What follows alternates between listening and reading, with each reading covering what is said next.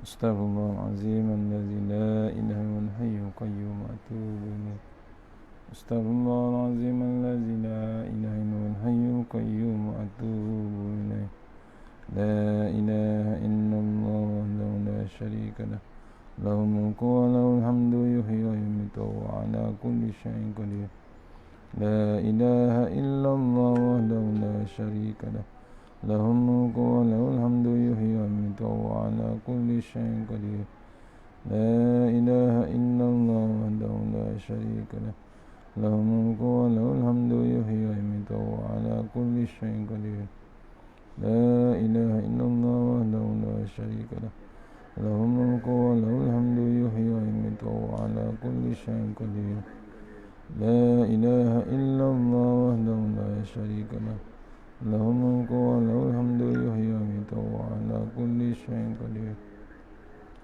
لا إله إلا الله وحده لا شريك له له الملك وله الحمد يحيي ويميت وهو على كل شيء قدير.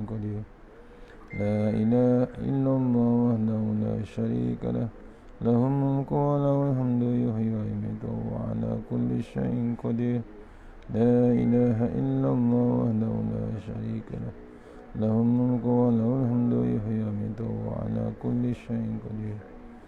لا إله إلا الله وحده لا شريك له له الملك وله الحمد يحيي ويميت وهو على كل شيء قدير. لا إله إلا الله وحده لا شريك له له الملك وله الحمد يحيي ويميت وهو على كل شيء قدير.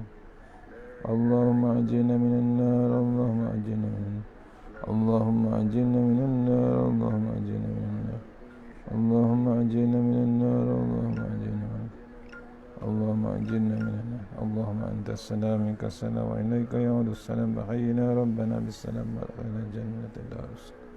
تبارك ربنا وتعالى يا ذا الجلال والإكرام. أعوذ بالله من الشيطان الرجيم. بسم الله الرحمن الرحيم. السلام عليكم ورحمة الله وبركاته. السلام عليكم ورحمة الله وبركاته. الحمد لله رب العالمين والصلاة والسلام على سيدنا محمد وعلى آله وصحبه أجمعين. أعوذ بالله من النار ومن شر الكفار من غضب الجبار والعزة لله والرسول.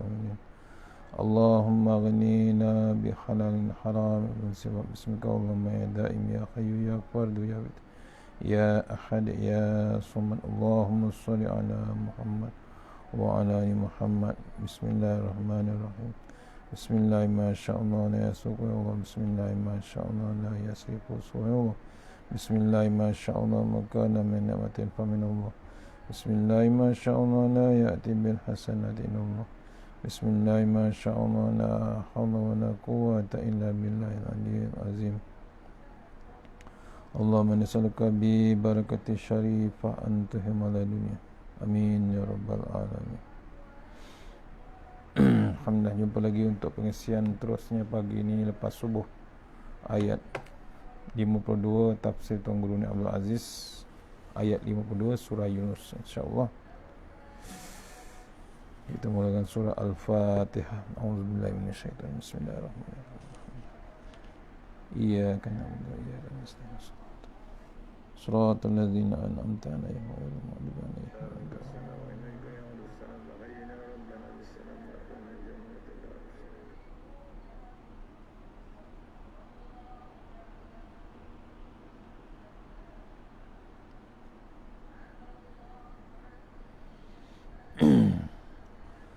InsyaAllah kita sambung baca tafsir Tuan Guru Ni Abdul Aziz, tafsir ayat nombor 52 insyaAllah pagi ini. A'udzubillahi minasyaitonirrajim. Bismillahirrahmanirrahim. Summa qila lillazina zalamu zuqu azabal khuldi hal tujzauna illa bima kuntum taksibun. Sadaqallahul azim. Ayat 52 surah Yunus. Terjemahan dia. Kemudian dikatakan lagi kepada orang-orang yang melakukan kezaliman itu, rasakanlah azab yang kekal, tidaklah kamu dibalas melainkan dengan sebab apa yang kamu usahakan di dunia. Ya.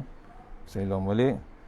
Kemudian dikatakan lagi kepada orang-orang yang melakukan kezaliman itu, rasakanlah azab yang kekal, tidaklah kamu dibalas melainkan dengan sebab apa yang kamu usahakan di dunia ini. Summa qila lillazina zalamu, setelah azab datang menimpa, ketika itu dikatakan bahawa terhadap orang-orang yang zalim, orang-orang yang suka menginaya diri sendiri ataupun menginaya orang lain, zuku azabal khuldi, silalah kecap ataupun rasa azab daripada Allah yang berpanjangan. Hal tujzauna illa bima kuntum taksibun, segala azab dan sengsara yang menimpa kamu adalah merupakan balasan, dan balasan ini hasil daripada usaha kamu sendiri. Ya. Bukan zalim dengan orang lain, zalim dengan orang lain pun sama, zalim dengan diri sendiri itu yang paling hebat. Ya. Zalim dengan diri sendiri. Kemudian ada bab zalim dengan orang lain, menginaya diri sendiri, menginaya orang lain. Dalam surah Yunus Allah katakan, ya, balasannya sama, merupakan balasan macam mana kita usaha, itulah balasan dia. Kalau rancangan kamu hendak beriman ketika turun azab dari Allah, Allah hendak kata awal-awal lagi tidak berguna, kerana Allah ada rancangan lain.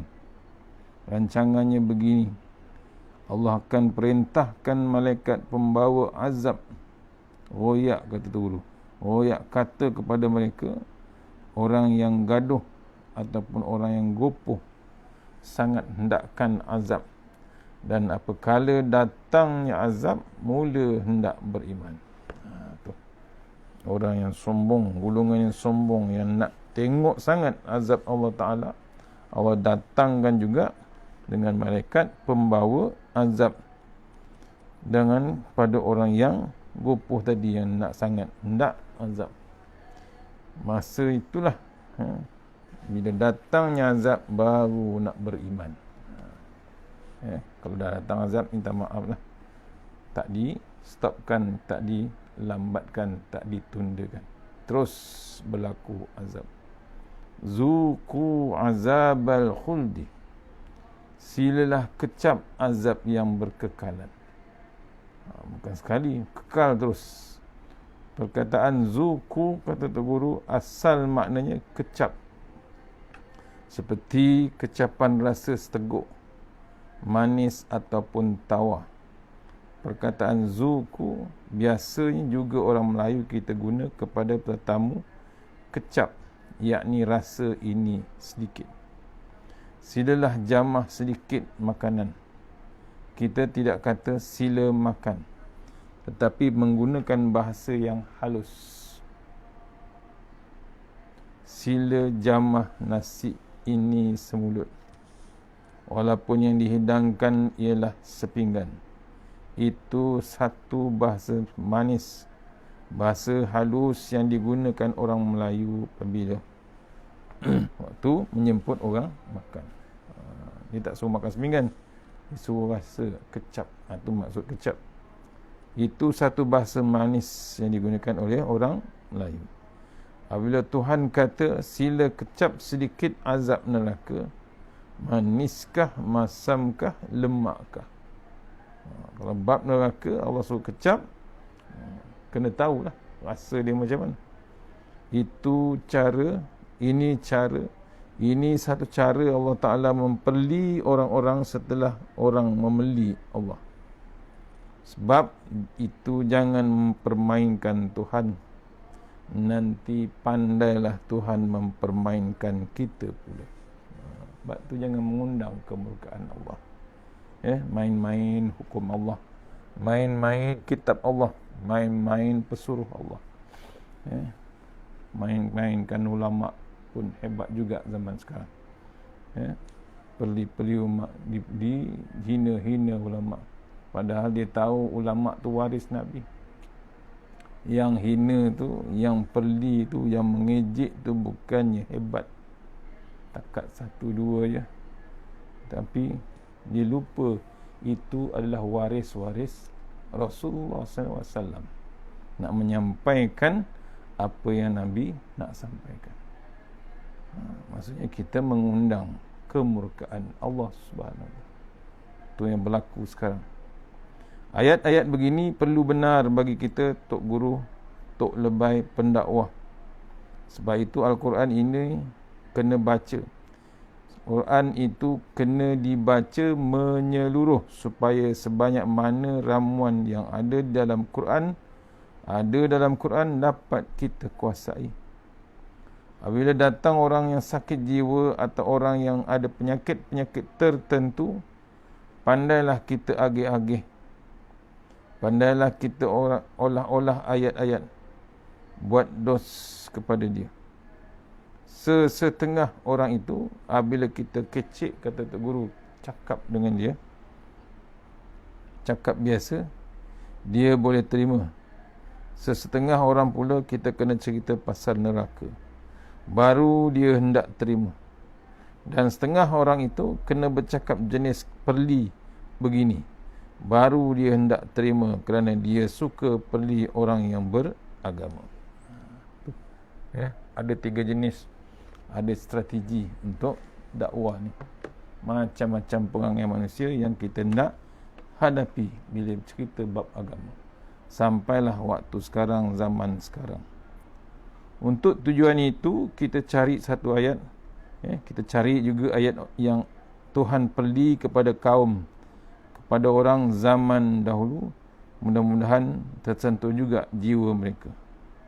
Kalau aku sakit hati, apabila kalau Allah sakit hati, bila manusia perli kepada aku, maka tentulah aku akan sakit hati apabila Allah Ta'ala sendiri perli kepada aku. Allah, tu dia punya sensitif pada Tuhan. Malaikat akan berkata lagi, setelah orang ini mengecapi azab, hal tujzauna, adakah kamu fikir bahawa balasan yang dikenakan kepada kamu itu kerana Tuhan buat inayah kepada kamu?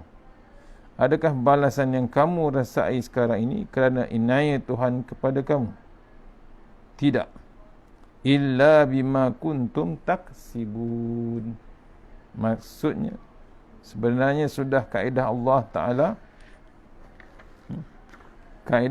Ta'ala, bahawa sebarang balasan tidak akan dikenakan kepada satu orang kecuali hasil daripada usaha mereka sendiri. Hasil daripada usaha jahat kamu di atas dunia hari itu, maka sekarang inilah balasannya. Itu real lah. Tak boleh lagi cakap banyak. Pasal apa? Bukan Allah menzalimi, kita sendiri yang menzalim. Pasal apa? Hasil kerja tangan kita yang mengundang kemurkaan Allah Ta'ala, yang langsung tak ada malu dengan Allah Ta'ala. Itu dipanggil hasil daripada usaha jahat kita di atas dunia. Ni antara yang diramunkan ringkas dalam ayat 52. Maksud jangan buat dosa, jangan buat zalim, bukan dengan orang lain, dengan diri sendiri kita menginaya. Itu yang hebat. Kemudian Allah akan balas kamu, melainkan sebab yang kita usaha. Dia tak ada saja-saja Allah hukum kita. Apa yang kita usahakan, yang jahat, Allah balas yang jahat. Yang baik, memang terbaik lah. Tak ada tempat lain, syurga tempatnya. Tu ayat 52. Kita terus tafsir ringkas ayat 53, insyaAllah.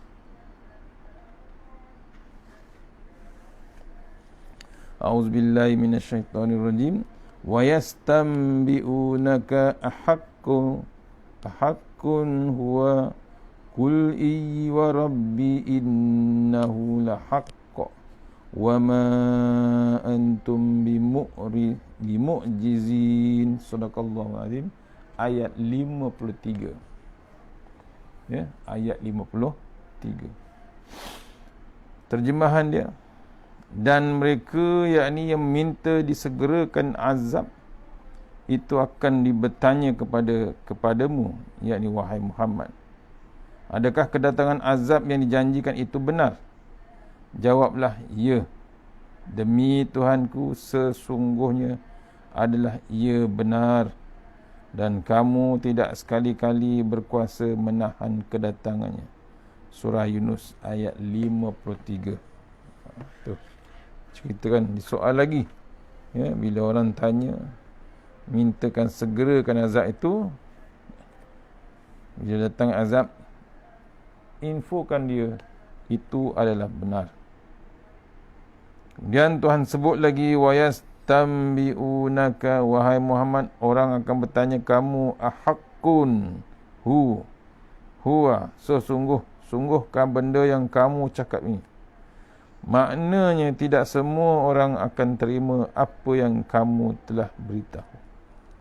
Apa yang Nabi bagi tahu, tak semua orang akan terima.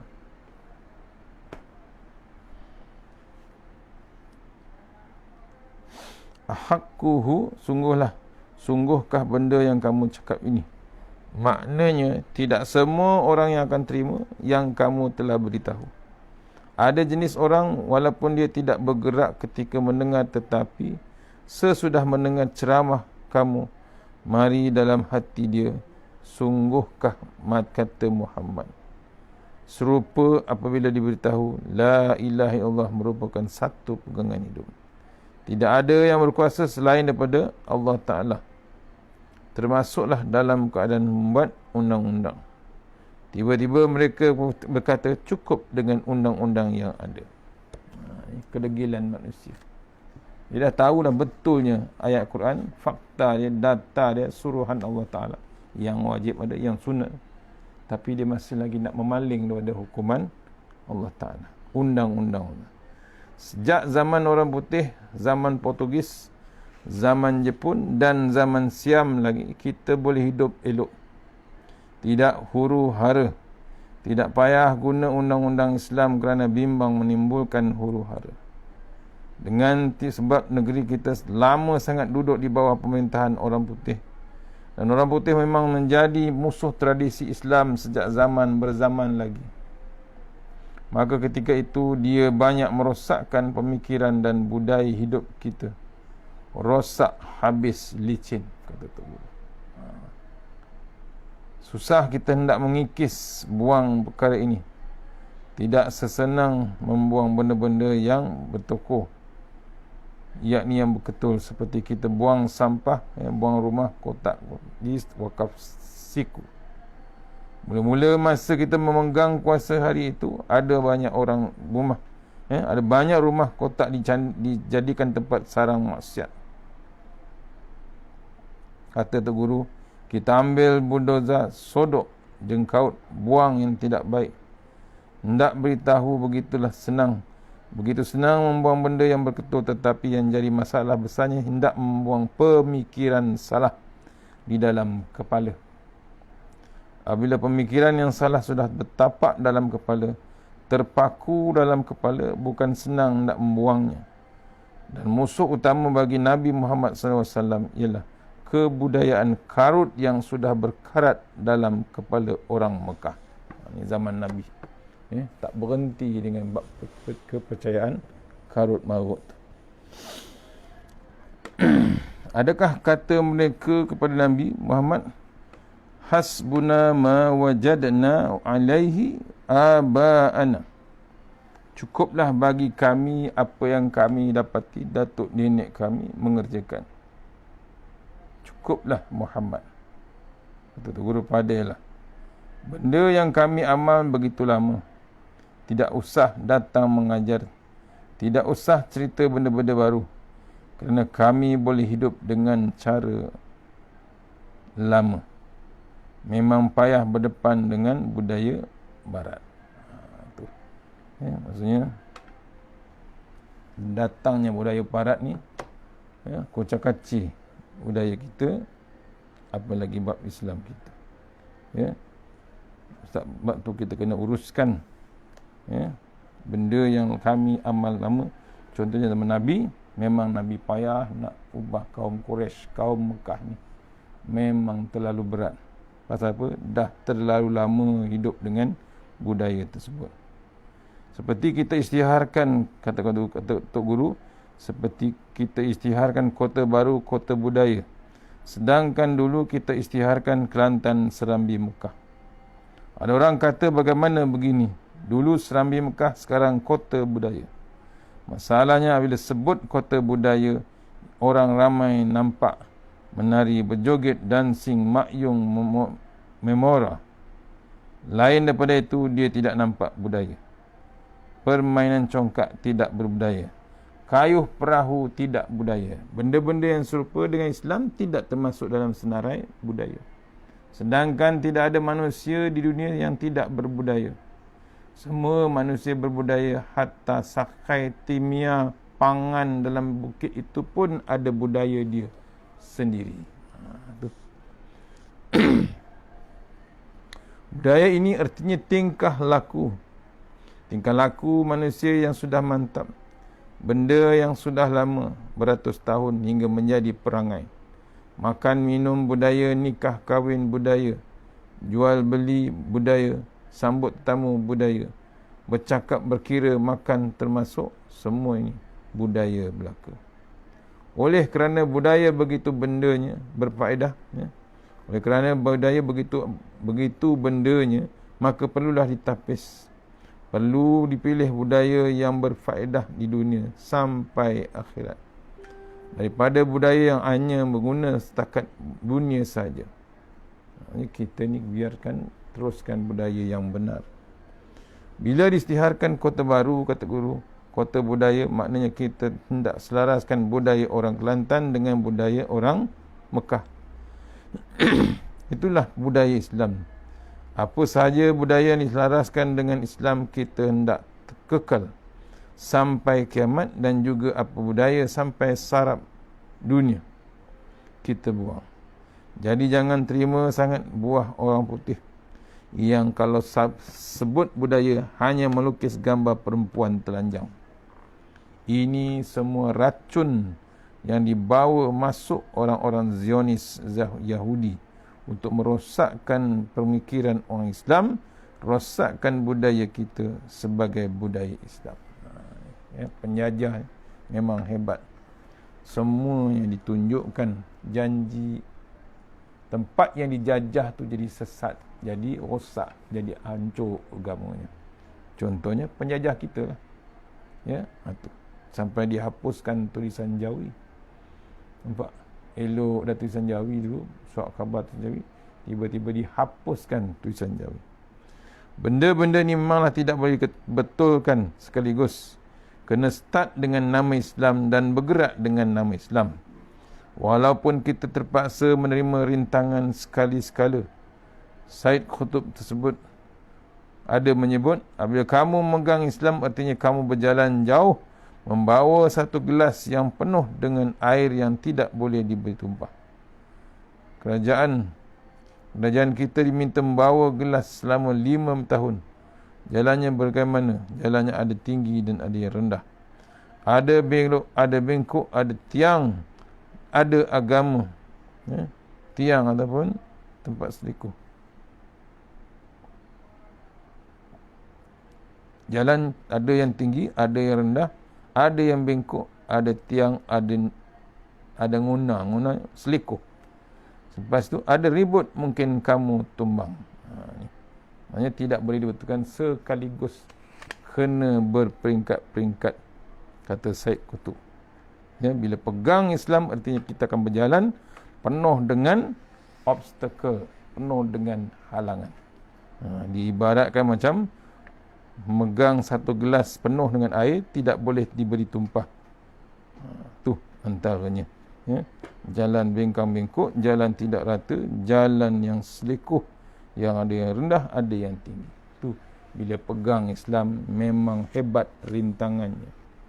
Ada pula orang menjolok ikut bawah, ada orang cokeh, kata cuit pinggang, ada yang cokeh hendak suruh kamu mengelepar, ada yang tunggu atas dahan hendak terjah turun. Jadi banyak benda-benda yang boleh berlaku dalam tempoh 5 tahun. Bila meminta, contohnya kata Tok Guru. Berapa kali Nabi Muhammad SAW rebah semasa membawa benda ini selama 23 tahun. Tetapi dengan sebab ada ayat surah Sajadah, As-Sajadah, kebiasaannya Rasulullah SAW baca tiap-tiap subuh pagi Jumaat. A'udzubillahi minasyaitonirrajim. Wa ja'alna minhum a'immatan yahduna bi amrina lamma sabaru wa kanu bi ayatina yuqinun. Maksudnya surah As-Sajadah ayat nombor 24, kami jadikan dari kalangan mereka beberapa pemimpin yang membimbing kaum masing-masing kepada hukum kepada hukum agama. Kami selama membawa kaum masing-masing kepada hukum agama kami selama mereka bersikap sabar dalam menjalankan tugas itu, serta mereka tetap yakin akan ayat-ayat keterangan Allah Subhanahu Wa Taala. Ayat nombor 24 surah Sajadah.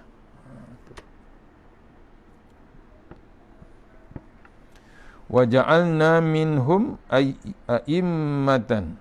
Allah SWT mengatakan bahawa aku milih dari kalangan manusia orang-orang tertentu untuk jadikan pemimpin. Yahdun, orang yang memimpin manusia, bi amrina, menuju kepada kerja Allah, lamma sabaru, setelah mereka bersabar, wa kanu bi ayatina yuqidun, dan mereka yakin dengan ayat kami. Bila kita diperintahkan, kena ingat, bila dapat jawatan sebagai pemimpin, orang itu dapat daripada Allah Ta'ala untuk menjadi pemimpin dari pilih. Tujuannya untuk menuju kerja Allah Subhanahu Wa Taala. Itu tujuan dia. Ada dua perkara mustahak bagi seorang Islam yang memimpin menuju manusia menuju kepada kerja Allah. Pertama mesti ada bab sabar. Kedua, yakin benar-benar ayat Allah. Ketiga, apabila ia baca Al-Quran, baca hadis dan baca sejarah anak-anak Nabi Nuh, insya-Allah kita akan yakin serupa mereka dalam menunaikan tanggungjawab, walaupun kita tidak benar-benar menyamai mereka. Panjang lagi tafsiran ni, kita berhenti takat tu dulu kot. Lagi terus, insya-Allah sambung terus, ada satu muka surat lagi. Kalau orang tidak percaya juga jawapan ini, kul in wa rabbi innahu lahaqqun. Ya, demi Tuhan yang melihara aku, sesungguhnya adalah Allah itu benar. Maknanya ya.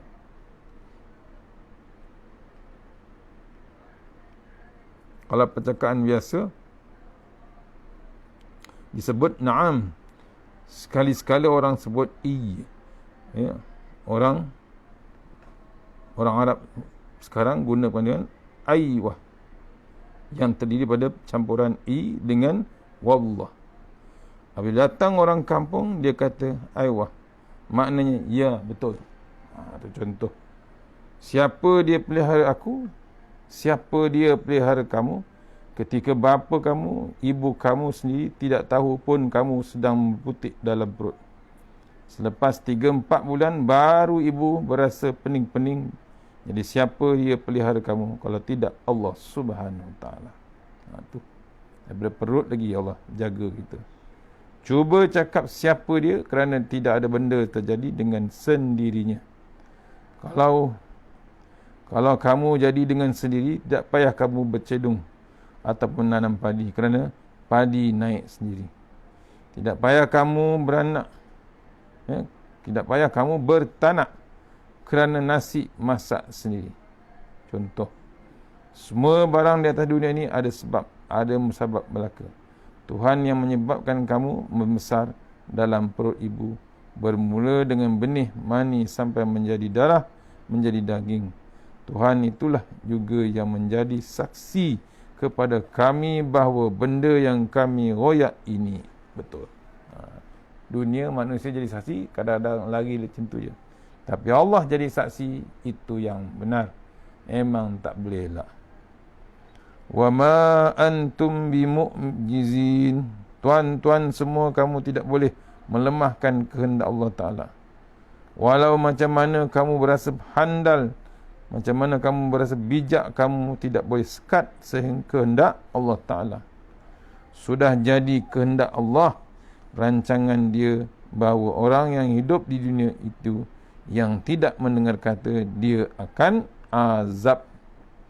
Bila tiba azab, tidak ada satu kuasa di muka dunia yang boleh menyekatkan kita sendiri kali tengok. Tidak ada apa yang boleh kita buat melawan hukum Allah. Serupa hamba sokmo, kata tu guru. Sebut kalau menanam, kita semua menggala, menabur, mencedung, menanam. Ya? Kalau menanam, kita cuma menggala, menabur, mencedung ataupun menanam. Yang lain, benih tu macam mana hidup? Allah Ta'ala punya kerja. Ada. Ya? Menerbitkan benih padi, mengeluarkan pucuk, mengeluarkan batang, menjalarkan akar, berdaun, berbunga, masukkan isi dalam kulit padi. 100% bukan kerja kita. Kerja kita hanya tunggu dan tengok. Itulah manusia. Ya? Takat tu yang dia mampu. Kalau kita pergi ke tempat-tempat pertanian, dia kata hendak mendapatkan 1 baka padi. Jenis rendah supaya kalau kamu ribut datang tidak cepat rebah.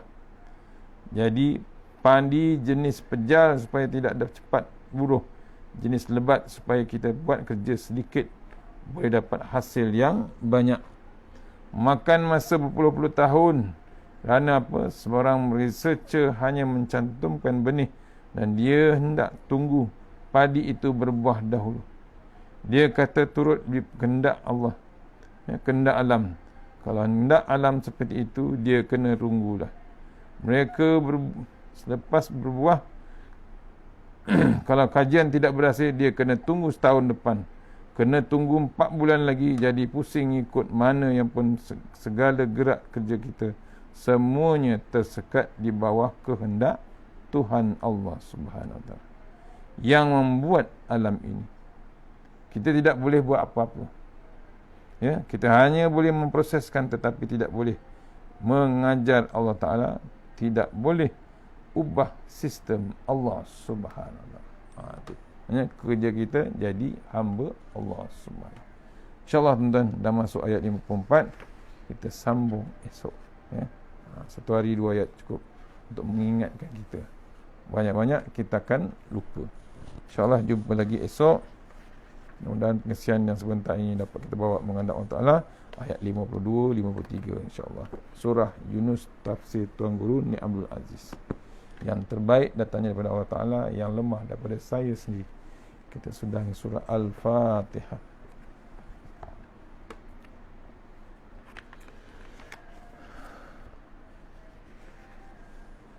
أعوذ بالله من الشيطان. بسم الله الرحمن الرحيم. اللهم طول أعمارنا وسهل أجسادنا ونور قلوبنا وثبت إيماننا وأحسن أعمالنا واسع أرزاقنا وإلى الخير قريبنا وأن شرمنا وعدنا في الدين ودنيا والآخرة. Ya Allah, panjangkan umur kami, sihatkan badan kami, terangkan hati kami, tetapkan iman kami, elokkan amalan kami, luaskan rezeki kami, dekatkan kami kepada kebajikan, jauhkan kami daripada kejahatan, tunaikan hajat kami. Rabbana atina fid dunya hasanah wa fil akhirati wa qina adzabannar. Ta'asanna bizil jabar wa tasamna bimalakul allazi la isrifana al-bala wa waba innaka ala kulli syai'in qadir. Wa sallallahu wasallam walhamdulillahi rabbil alamin. Assalamualaikum warahmatullahi wabarakatuh. InsyaAllah fokus terus akhir 30 Ramadan insyaAllah. 10 yang akhir kita sama-sama fokus. Selamat berpuasa.